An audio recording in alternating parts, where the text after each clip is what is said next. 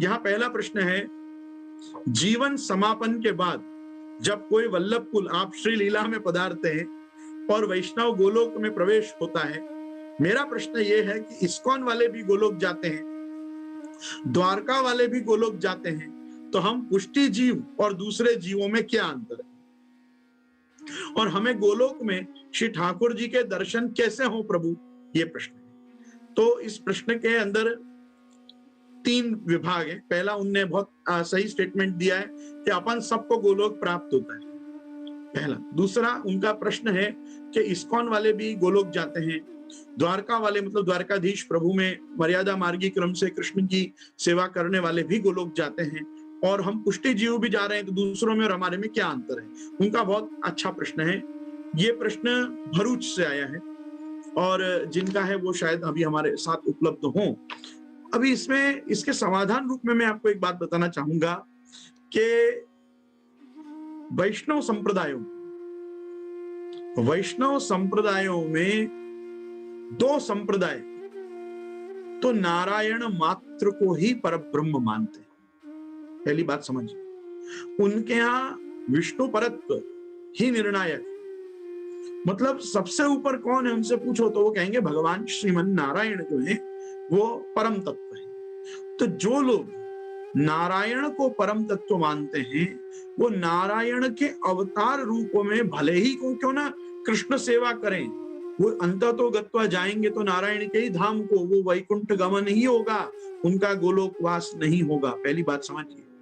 सिद्धांततः जो लोगों ने कृष्ण को अवतार मान लिया है, जो लोगों ने कृष्ण को अवतार माना है, वो लोगों का गोलोक में प्रवेश नहीं होगा। अवतार मानने वालों का तो प्रवेश कहां पे होगा, वैकुंठ तक ही होगा। व्यापी वैकुंठ भी नहीं होगा। रमा वैकुंठ, शेष वैकुंठ आदि जो वैकुंठ के अलग अलग रूप हैं, वहीं तक वो गमन कर पाएंगे भगवत कृपया। दूसरा, मोक्षावस्था प्राप्त होने पर भी मुक्त जीव पहले श्वेत द्वीप में जाता है। श्वेत द्वीप नारायण का बहुत समय तक वहां रह के भजन करके वैकुंठ में प्रवेश करने लायक होकर श्वेत द्वीप पति भगवान अष्टभुजी नारायण से आज्ञा अनुज्ञा आशीर्वाद लेकर और फिर वो वैकुंठ जाता है। वैकुंठ में भी उसको, वैकुंठ जाने के बाद तो वापस आता ही नहीं है, लेकिन फिर भी एक बात समझो कि वो गोलोक तो नहीं जाता है। मैं खास करके ये बात कहना चाहूंगा, क्योंकि जब तक आप अवतारी हरि कृष्ण श्री भागवत ईर्यते इस सिद्धांत में नहीं आओगे, जैसे महाप्रभु जी, और महाप्रभु जी से पहले हम देखें तो जयदेव जी एक ऐसे भक्त हुए हैं कि जिन्होंने वेदानुद्धरते जगन्य वहते भूगोलमुद्बिभ्रते दैत्यम दारयते बलिम छलयते क्षत्रक्षयम कुर्वते पौलस्त्यम जयते हलम कलयते कारुण्यमातन्विते म्लेच्छान् मूर्छयते दशाकृति कृते कृष्णाय तुभ्यम नमः काए, कि ये 10 आकृति, दशावतार मत्स्य कूर्म वराह नरसिंह वामन परशुराम राम बलराम बुद्ध और कल्कि, ये 10 अवतारों को धारण करने वाला भगवान श्री कृष्ण है। वो नारायण के अवतार नहीं मान रहे हैं, वो अवतार किसके मान रहे हैं, कृष्ण के दशावतार मान रहे हैं। तो जो कृष्ण के दशावतार मानते हैं, केवल वो लोग ही गोलोक जा सकते हैं जो कृष्ण को अवतारी मानते हैं। क्योंकि नारायण तो, श्रीमन नारायण तो भगवान का अत्यंताभिन्न स्वरूप है, अत्यंताभिन्न स्वरूप है। केवल एक वस्तु समझो कि अक्षर ब्रह्म में और नारायण में सिर्फ गणितानंद और अगणितानंद का ही फर्क है। बाकी अक्षर ब्रह्म जो है वो गणितानंद हो जाता है, और अक्षर ब्रह्म से पहले के जो प्रभु के स्वरूप की अवस्था है वो श्रीमन नारायण है। और आदि नारायण जो मुख्य नारायण का प्रधान स्वरूप है, जिनके द्वारा भगवान ये सृष्टि चक्र में, और उनका भी कोई सबसे ज्यादा असाधारण धर्म हो, असाधारण धर्म मतलब जो और किसी रूप में प्रभु के प्राप्त नहीं होता, वो है पद्मनाभत्व। पद्मनाभत्व मतलब पद्म योनि होकर अपने नाभि में से पद्म को उत्पन्न करना, उसमें से ब्रह्मा जी को प्रकट करना, ब्रह्मा जी के द्वारा सृष्टि कार्य करवाना। ये कार्य करने वाले जो भगवान पद्मनाभ हैं, वो जब शेष के ऊपर नारायण रूप से विद्यमान रहते हैं, वो नारायण भगवान श्री कृष्ण का सबसे पहला आदि कारण कारण स्वरूप जो है, वो भगवान श्री कृष्ण का पहला स्वरूप नारायण। वो नारायण को ही पर ब्रह्म जानकर, वो नारायण को ही परम तत्व जानकर जो लोग भगवान कृष्ण और राम आदि का भी भजन करते हैं, वो ना तो साकेत जाते हैं और ना गोलोक जाते हैं, वो केवल वैकुंठ तक जाते हैं। सुनिए मेरी बात, क्योंकि राम भक्ति में भी जब राम को परम तत्व मानोगे और राम को कृष्ण की तरह, जैसे हम कृष्ण भक्त पुष्टि मार्गी कृष्ण को परात्पर परब्रह्म मानते हैं, परात्पर परब्रह्म, और परात्पर परम ब्रह्म बोल के भी हमको चैन नहीं मिलता। हम कहते हैं परात्पर पर पुष्टि पुरुषोत्तम। हेलो, पुष्टि पुरुषोत्तमत्व और अपन लाते हैं कि जो केवल और केवल कृपा और अनुग्रह करने के लिए विराज रहे हैं, रमण का सुख करने के लिए विराज रहे हैं, भजनानंद स्वरूपानंद का दान करने के लिए विराज रहे हैं, जो साक्षात रसो वही स है, वो जहाँ यतो वाचो निवर्तन्ते अप्राप्य मनसा सह है, जो अपाणी पादो जवनो ग्रहिता होते हुए भी आनंद मात्र कर पाद मुखोदरादि स्वरूप से विद्यमान है, वो कृष्ण को अपने सिद्धांत के साथ, शुद्धाद्वैत ब्रह्मवाद के सिद्धांत के साथ जो व्यक्ति पुष्टि पुरुषोत्तम परात्पर परब्रह्म मान के कृष्ण का भजन करता है, केवल और केवल वो गोलोक जाता है और सब वैकुंठ तक ही जाते हैं। मैं कहीं पे वैकुंठ वास को गौण नहीं बता रहा हूं, यूं समझो एक डायरेक्शन ये, एक डायरेक्शन ये, आप वैकुंठ में चले गए, आप गोलोक में नहीं गए। तो जिसको जहां जाना था वो वहां गया उसने। अच्छा मैं आपको बताऊं, आप बद्रीनाथ जी चले जाओ, आप जगन्नाथ जी चले जाओ, आप द्वारकाधीश चले जाओ, आप पंढरपुर विठलनाथ जी में चले जाओ, आप रंगनाथ जी वेंकटनाथ जी में चले जाओ, वेंकटेश में, वहां क्या होगा? विष्णु सहस्त्र नाम से ही अर्चना होगी। पुष्प अर्चना हो रही है तो विष्णु सहस्त्र नाम से हो रही है, तुलसी अर्चना हो रही है तो विष्णु सहस्त्र नाम से हो रही है। क्यों गोपाल सहस्त्र नाम से नहीं हो रही है? क्यों पुरुषोत्तम सहस्त्र नाम से नहीं हो रही है? भाई तुम मान ही रहे हो कि जब ये साक्षात नारायण है तो नारायण का तो विष्णु रूप से ही यजन करोगे। विष्णु रूप से जब यजन करोगे तो विष्णु की भक्ति करके वैकुंठवासी मिलेगा, विष्णु की भक्ति करने से गोलोकवास कैसे मिलेगा?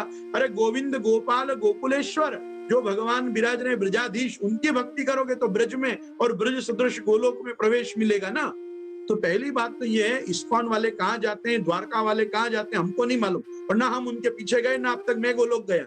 लेकिन मैं इतना जरूर मानता हूं कि भगवत कृपा से पुष्टि मार्गीय भगवत भक्त तो गोलोकवासी ही होते हैं।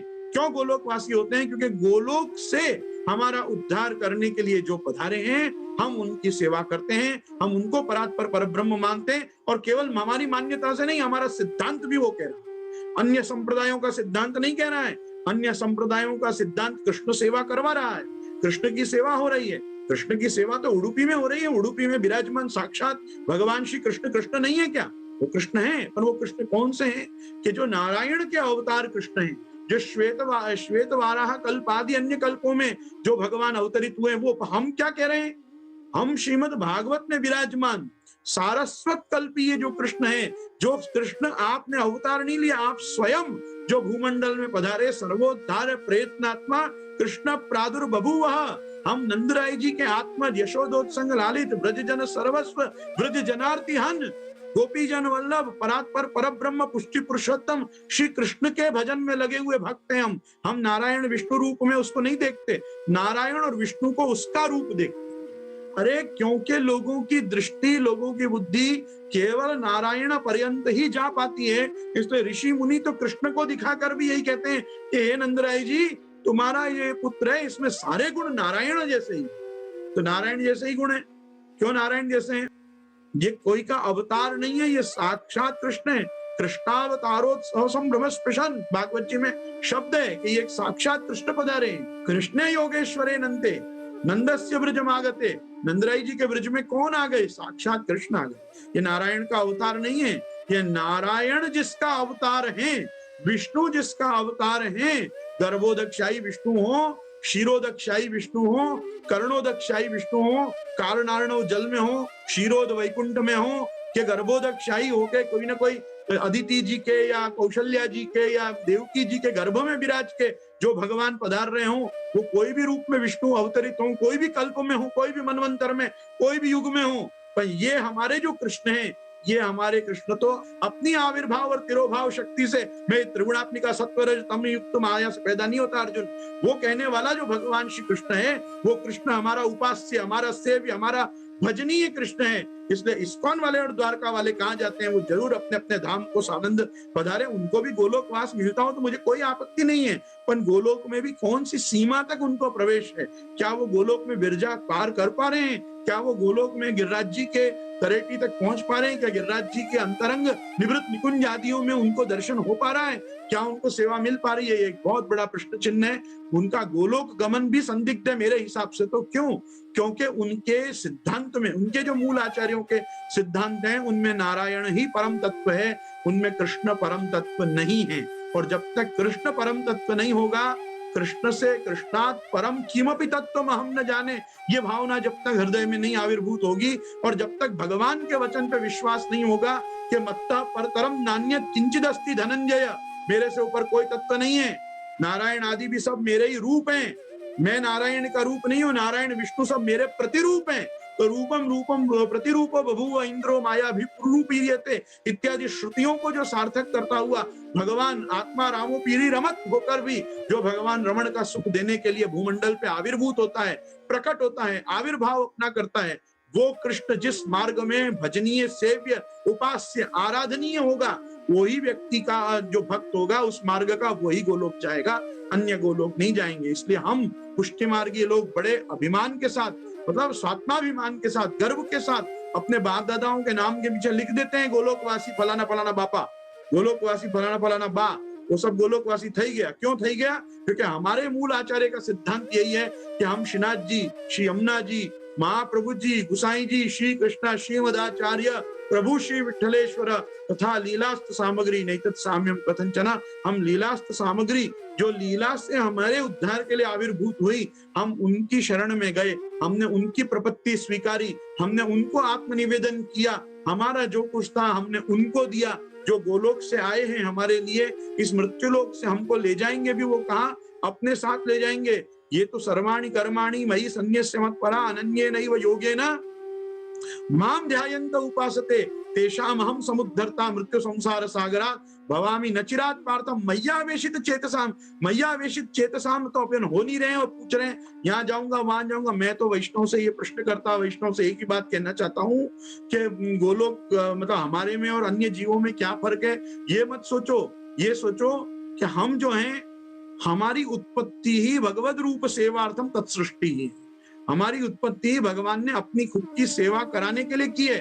हम ठाकुर जी की सेवा करने के लिए इस भूमंडल पे आए हैं। ठाकुर जी का आविर्भाव किस लिए हुआ वो बात की बात है। पहले अपने लिए आत्मा रेवा द्रष्टव्य मंतव्य श्रोतव्य निधिदास्तव्य, आत्मा रेवा द्रष्टव्य श्रोतव्य मंतव्य निधिदास्तव्य। पहले खुद है आत्मा, तू चिंतन कर कि तू यहाँ क्यों आया, क्या करने आया, क्यों भेजा गया, तेरा स्वरूप क्या है और तुझे कहाँ जाना है। तो अगर अपन को गोलोक जाना मिल रहा, अपन को तो जाना मिल रहा है ना, उनमें और हमारे में क्या अंतर है? छोड़ो, आपको तो गोलोक जाना मिल रहा है। आपको अभी कभी जाना है गोलोक?